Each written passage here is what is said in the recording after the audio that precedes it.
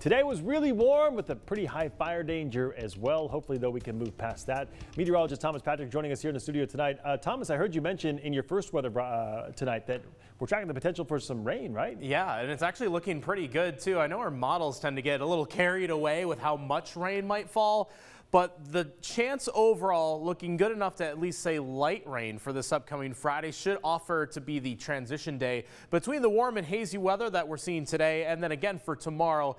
And a much nicer weekend. Should be less hazy and a little bit cooler, but certainly not full into fall, that nice in-between stage that we expect in the September months. So this is what we're looking at, a little bit of a trough over the Pacific Ocean. And as I put the plot the details there, low pressure area is going to ride that jet stream, but the jet stream itself is also going to be aimed a bit more closer towards the Pacific Northwest. So the trajectory of that energy impulse should give us a good shot for at least light rain across the area. So we take you to Future Tracker. This is 1 p.m. on Friday. Look at the decently widespread amount of rain through central Washington. It's going to build in from the southwest. So that should give us at minimum some scattered showers. But where you see the yellow and the orange shades here, that could be some heavier rain or perhaps even a stray thunderstorm or two during the afternoon hours on Friday. Could actually linger all the way into the early evening. There's 9 p.m. Still the remaining batch of some rain showers to work with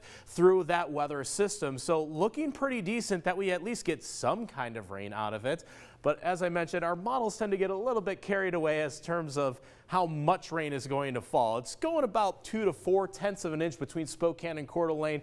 I'm guessing it's probably going to be a little bit less than that. So I'm going to play things a bit more conservatively. I think our models are going to be a bit more optimistic, but should get at least a little bit of rain either way. A little bit of light haze over the area from earlier today. You can pick out some of the larger fires across the Cascades, including the Schneider Springs fire, as well as the 25-mile fire, which actually was looking very impressive, a bit more aggressive today because the winds did pick up a little bit more. Because of that additional haziness across the region today, our air quality took a small hit. We're actually at the very low end of that moderate stage right now with an AQI of 98. If it gets to 101, then it would actually be unhealthy for sensitive groups. I think it starts to turn in the other direction for tomorrow because our winds are not as strong. Looking good on Friday simply because of the rainfall that's in the forecast. So here's that smoke computer modeling. You see the yellow and the orange shades here. So once again, tomorrow is going to be considerably hazy, but shouldn't be severe in terms of any kind of air quality concern. So basically tomorrow is exactly like today,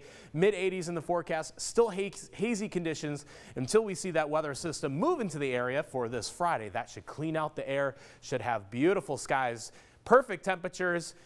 Just an incredible weekend ahead of us. I'm liking the mid-70s for Saturday and Sunday. Yeah, my goodness. And we'll take certainly any rain we can get, right? Yeah, every single drop. All right. Thank you, Thomas.